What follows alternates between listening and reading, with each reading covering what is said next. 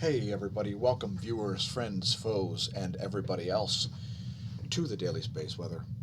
We're starting things out looking at the sun in colorized magnetogram. To see a bit of consolidation with sunspot 2786 on the left of your screen, we see two active regions rising. Lots more stuff to cover. Happy Thanksgiving to our viewers. What are you thankful for? We're thankful for our viewers, SMASH staff, friends and family. We couldn't do it without any of you here at the SMASH News Network. I just wanted to briefly talk about coronal mass ejections, and we're showing you, look at the date stamps down at the bottom there. We're looking at the LASCO C3, a coronagraph orbiting Lagrange point 1. I just wanted to show our viewers what a halo ejection looks like. So you can see an ejection around this area, and that is the same way a coronal mass ejection facing the Earth looks. Now this is actually on the opposite side of the sun, but it's a significant coronal mass ejection.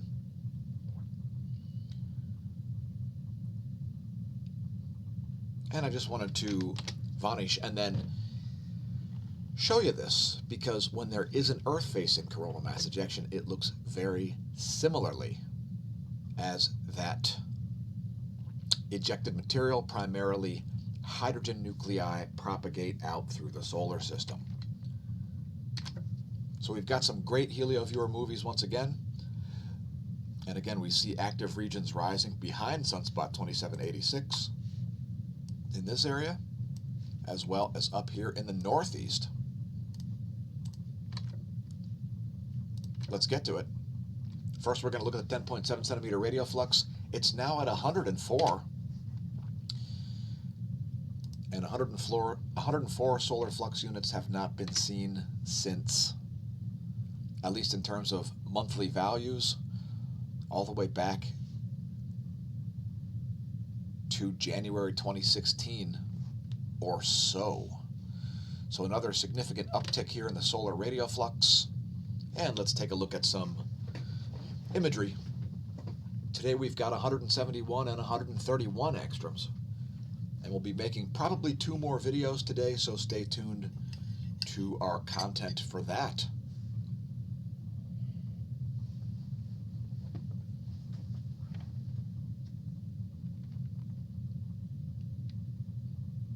And we're going to zoom in on the south.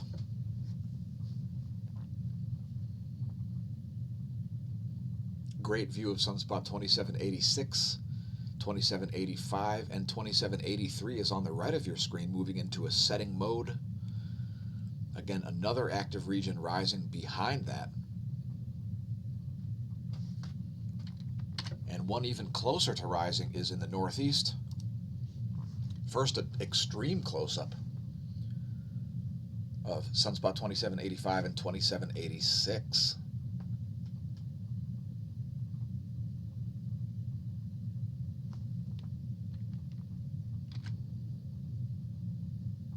Here's a view of that northern region, and I think that'll rise before the one in the southeast, as we already see magnetic fields coming over the horizon there.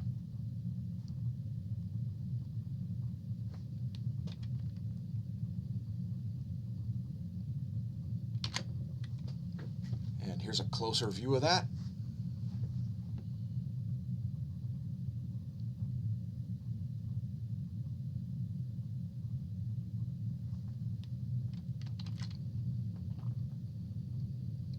Here's that same area in 131 angstroms.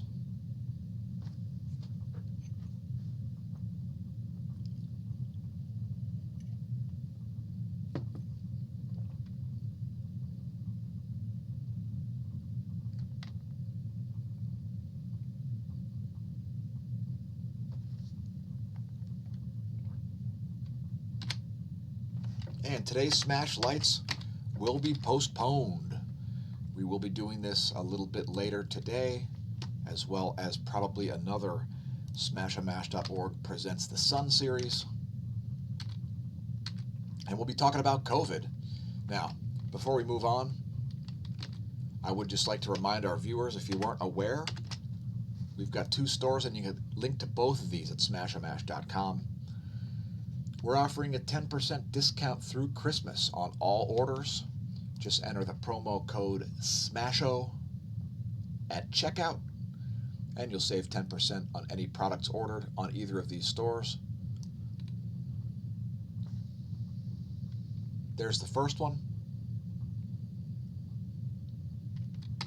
And here's the other one. We've put condensed matter up there since condensed matter matters. And indeed, all things matter. And thanks to everybody who's picked up merch. We greatly appreciate that. And tell your friends and foes. We've linked that on all of our social media. So whatever your favorite social media account is, please share that.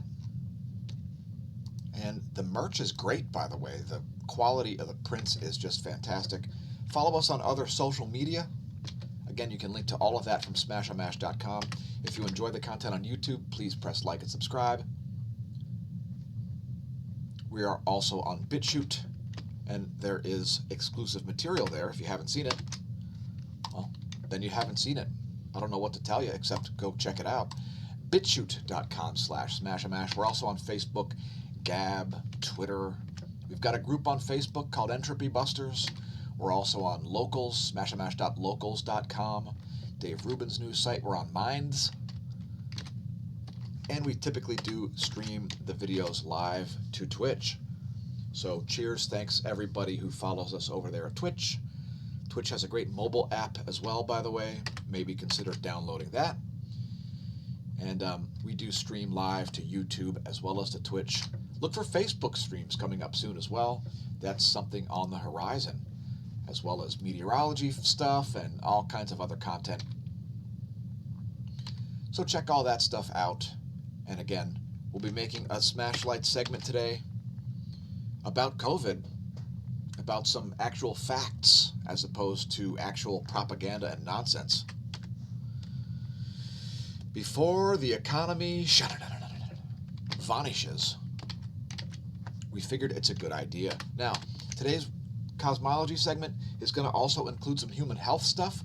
Let's blast through it, as we'll be shortening today's daily space weather a little bit. Now, yesterday we talked about the Smiley Face Nebula, part of the Pulsar Wind Nebula there, PSR J1135-6055. You can see the Smiley Face Nebula right here.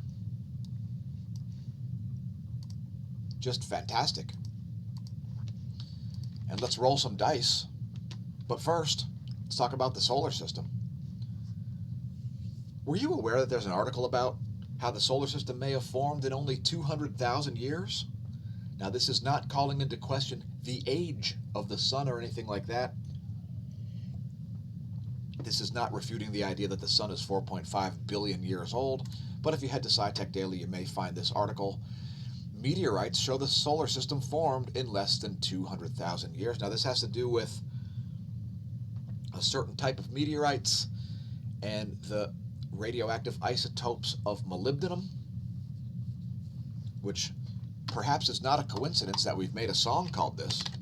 If you haven't checked out our original music, check out soundclick.com/goldencatproductions. It is linked below the video. Check it out. We've actually got a track there. Once again, shout out to Smash staff, Molybdenum 99. It's been all the way up to number 36 on the instrumental rock chart. So go have a listen there if you haven't yet. Again, soundclick.com/goldencatproductions. Yeah, we were talking about molybdenum isotopes before it even showed anything about the solar system, forming in only 200,000 years. And let's talk about something else important, your health. We've got 2 stories about it. How about Flavonols in cocoa? Now, my coffee currently has some cocoa in there. And what's the deal with Flavonols? Well, they seem to increase nitric oxide, which increases oxygenation to the brain, cognitive function, and so on. Another SciTech Daily article. Pretty exhaustive tests done here. And so perhaps consider adding some cocoa to your diet. And last but not least, let's talk macular degeneration. Probably it is the most common cause of blindness in the US. And we won't get too in-depth into this. Let me just read a quote. Retinal gene therapy. One promising new treatment for wet macular degeneration involves retinal gene therapy as an alternative to monthly eye injections.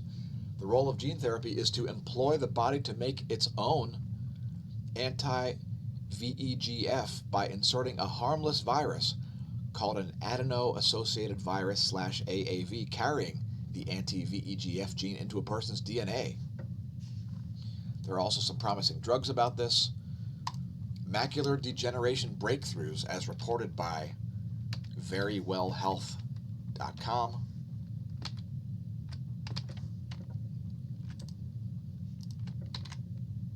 And let's do a dice throw. Now, when we do cosmology segments, sometimes we do a dice throw. We're picking a random quantum number here in between 1 and 1031. Today's number is 1009. And let's see what we can find at number 1009. So, which object will we see? It's a quasar. It's a Seyfert 1 galaxy, a type of active galactic nucleus. Quasar B2300-189, yes. So there are the X-ray outbursts, the transient X-ray emissions from quasar B2300-189. Let's take a look at it on Sinbad. Can we get imagery? And there it is. It is an interesting looking quasar. It looks like it may have a jet associated with it. Perhaps one of those jets is aimed directly at your face right now. Who knows? If you're wondering where it's located, let's zoom way out using Aladdin light.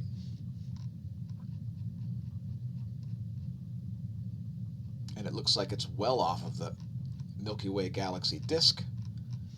And let's see if we can see anything else interesting. How about the 2 mass? Anyway, that's today's object. Again, that's quasar B2300. And that's the end of today's cosmology segment, often included in the daily space weather. And our cosmology segments are brought to you in part by our patrons. Please consider becoming a patron at patreon.com/smashamash, the true source of funding for the content, as we're paid just about $0 to make these videos on YouTube. For some reason, Google AdSense payouts seem to be geared toward people who are putting out videos about fraud and fear-mongering and not real science, as opposed to objective reasoning, rationale, and science-based approaches to literally everything. Patreon.com/smashamash. Again, thanks to our patrons. Happy Thanksgiving. And we're quite thankful for our patrons as well. Not to mention all the rest of you viewers out there. Let's get back to some data, such as the real-time solar wind.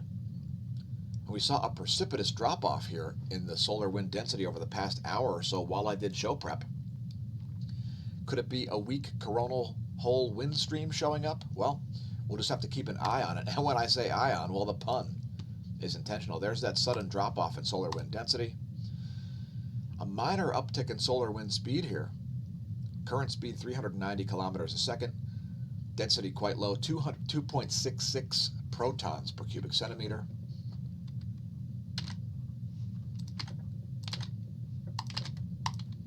And I don't know what is going on, but there we go. The KP index at 1 for the past 6 hours. And for you new viewers out there, that is a measurement of global geomagnetism. Here's what's going on in the geospace magnetosphere movies. We've got some issues with this, as the next pane is showing us only a still image. Anyway, this is 4 hours of data. And we see a pretty homogeneous situation going on here. Let's see if we see that drop off in the solar wind density expressed as pressure. And indeed, you can see that drop off there in the second half of the magnetosphere movie. No surprises there. So here are the ground magnetic perturbations. And that's all it's showing us. I'm just going to press refresh and see if it shows us anything. 1042. And there's 1144. I spent about an hour doing show prep today. Anyway, there's the current state of affairs. Not sure why this does not animate anymore. We don't see any proton strikes. We saw a small C-class flare here. That one came in at 6:50 Universal Time. Here's a star chart for all of you astrologers out there.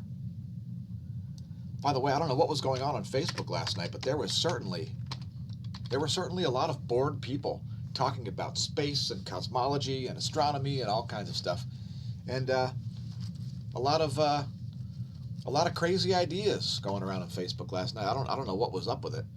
Maybe people weren't going out to bars. Certainly in Pennsylvania. Yeah, I'm not even gonna comment. I'll save that for today's Smash Lights video. Once again, if you're up before dawn, you may see the third brightest object in the sky.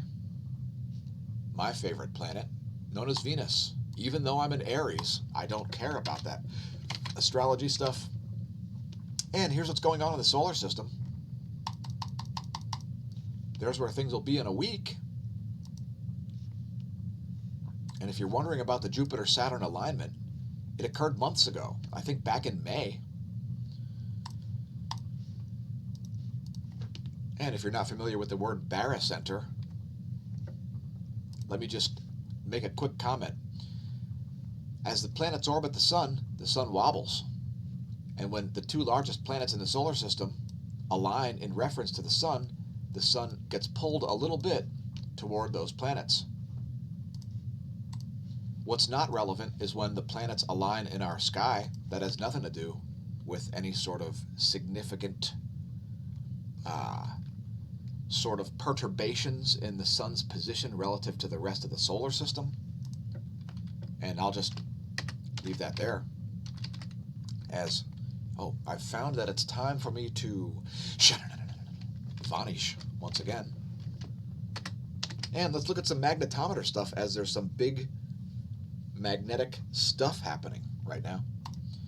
So here's the GOES magnetometer data, and you can see these spiky patterns as I've forecasted. Here's the 7-day chart. Let's bring that up real quick. And you can see very spiky patterns. Normally we see a more smooth midnight, noontime, midnight, noontime, midnight, noontime. That's a little more normal, and what we're not seeing is these smooth graphs associated with the magnetometer. And it all has to do with what's going on in the corona, and indeed probably deep within the sun. But in any case, this is the top view ecliptic plane field plot, and you can see big changes happening. We may snap back into the North Pole current sheet. I wouldn't be surprised to see it happen, especially considering the size and power of what's going on in the southern hemisphere. So there's a bit of a magnetic tug-of-war happening, and you can see big changes happening on the opposite side of the sun as well, an indication of a bunch of activity. Also, for you new viewers out there, stereo A and stereo B are located right here at Lagrange point 5 and Lagrange point 4 respectively.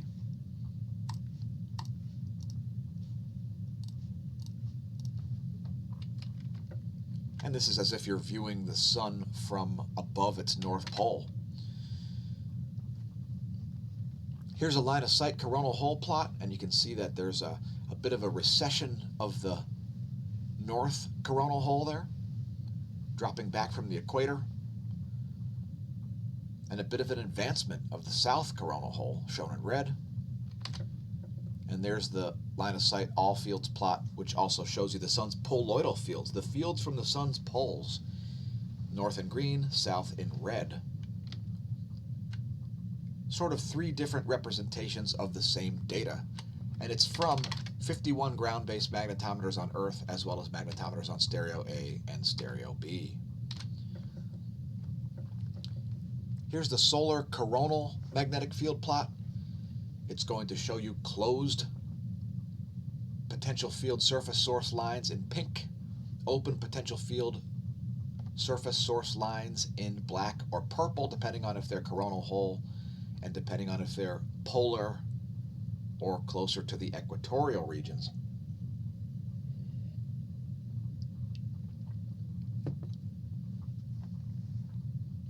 And shout out to Nabo J for leaving a comment. We're glad you enjoy this. I guess you like the trippiest stuff. Here is the just an image of the Earth's Van Allen belts before we talk about electrons, to give folks a visualization of what we're talking about.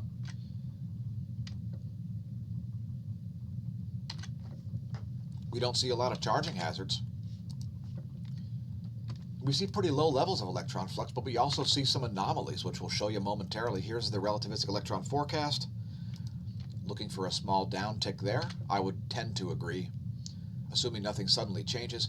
Here's the 3-day chart, and you can see over the past week we saw a few days there in warning levels, which are levels above 1,000 pulse flux units. Let's go back to the 3-day chart. So you can see a little reduction in the X-ray flux here. I mean the electron flux. And here you can see big anomalies here. Those orange regions, we even see some reddish colored regions there. You're talking about probably over 100 meters of errors on your GPS if you're in those areas at those times.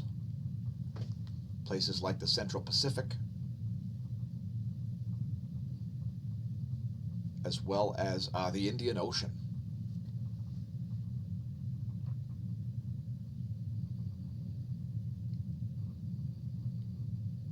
And once again, for new viewers, this is a visualization of the whole air column from the thermosphere all the way down to your GPS handset. Next, we'll look at just one slice. It's the ionosphere layer, and it's looking a little anomalous today. Quite anomalous, in fact.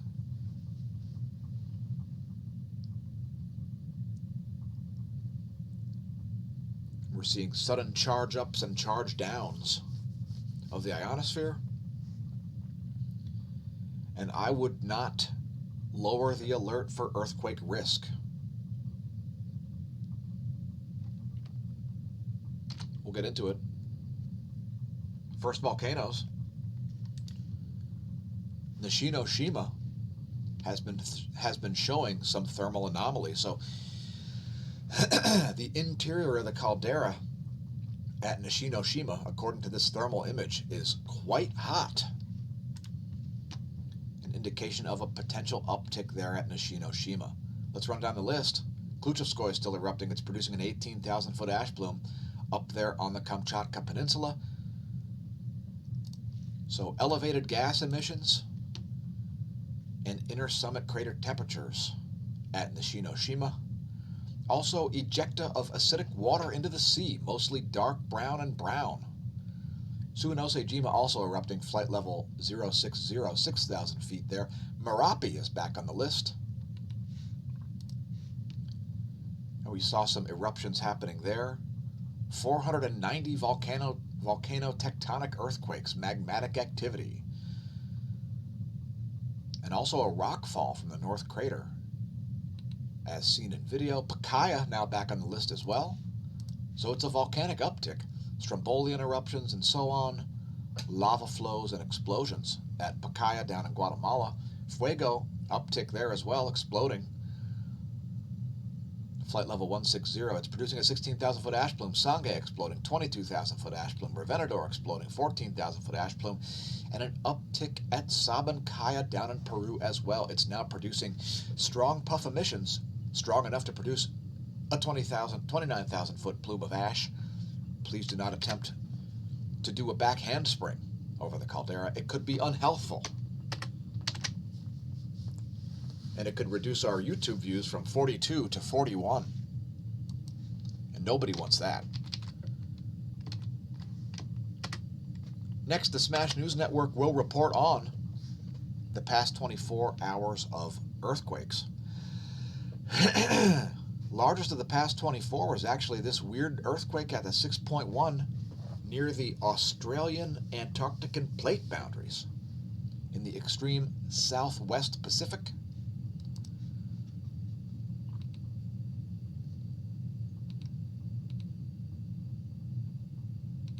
We saw at least a couple of deep quakes here, such as this one near the deep quake capital of the world. I consider this the deep quake capital of the world, this area right here, Fiji and Tonga. That one's at 194 kilometers and a 4.8 magnitude. Deep quake strikes Indonesia as well at a 5.0 magnitude at 115 kilometers. Some quakes in the U.S. as well. We won't talk about it. We tend to only really report on 6+ magnitude quakes and deep quakes. There's one deep quake at Chile. A 5.7 in the Easter Island region, one of the most desolate portions of the entire planet. A 4.0 magnitude deep quake at Greece at 167.4 kilometers. Papua New Guinea sees a deep quake. So quite an outbreak of deep quakes here, such as this 4.9 at Papua New Guinea. It's at 339 kilometers.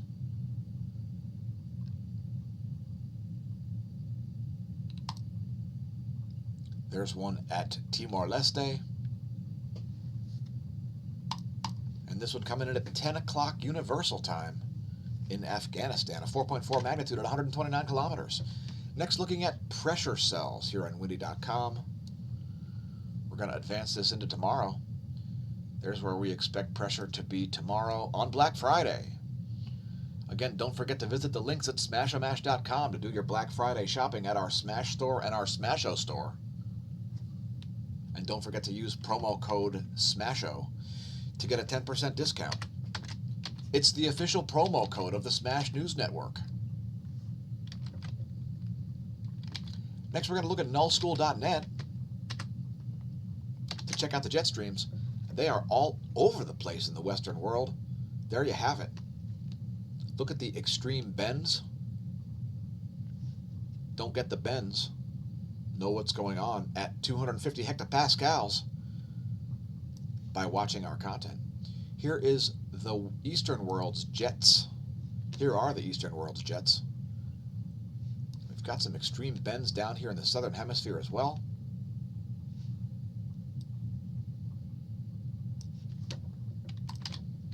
How about some more meteorology? We see some lightning striking. Do we have terrestrial lightning in the U.S.? Hey, Atlanta.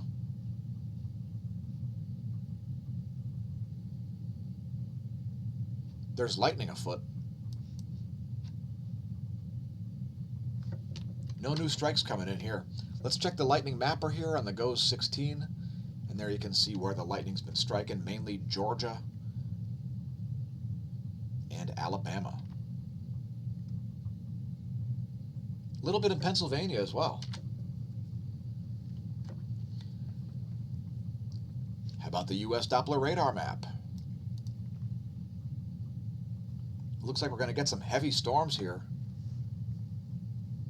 in eastern PA. And for you new viewers, if you're wondering where I'm located in Lehigh Valley, right around there, just west of New Jersey. Here's what's going on in the cloud layer. And we're going to zoom in on Pennsylvania for once, as we see a pretty strong band of storms rolling through the western part of the state. Excuse me.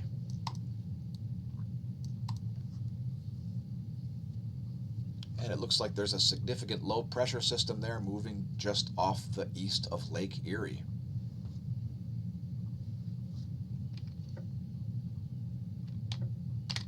Here's what's going on in the water vapor map. And I think I'm seeing some anomalies happening. Let me check the life of the stream. Hi, everybody.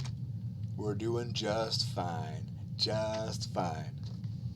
Although I'm still going to vanish.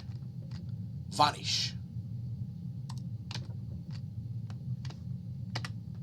Here's a U.S. water vapor map. Let me speed that up. Come on, Micro Sloth. You can do it.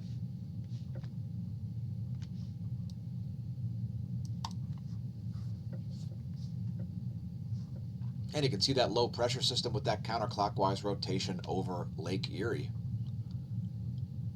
We'll zoom in on it.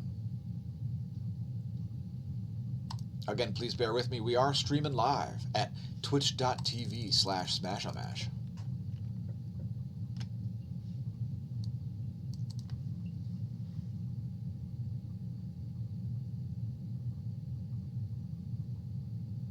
And there's a great view for all of you weather pornographers. And we've got bonus features, so keep your head and arms inside the smash plane at all times. We're going to show you the 2-day 94 angstroms view of the local yellow dwarf. We're going to show you the intensity gram to show you all the sunspots. I think the sunspot number is at 40 right now. And we're going to show you the colorized magnetogram, especially if it loads. All right. Let me take a moment to thank our viewers. Thanks to our friends and our foes for leaving comments. If you think you've become my enemy by leaving YouTube comments, think again. Learn what an enemy is. So here's a colorized magnetogram. Sunspot 2783. It's actually gained a little complexity here. Sunspot 2785 and Sunspot 2786, which has actually grown since I did show prep. And here's this active region rising. Probably no ombre visible yet on that. And there's once again 2785, which is this one, and 2786, which is that behemoth right there. And it is a big sunspot by any measurement. There's 2783, 2785,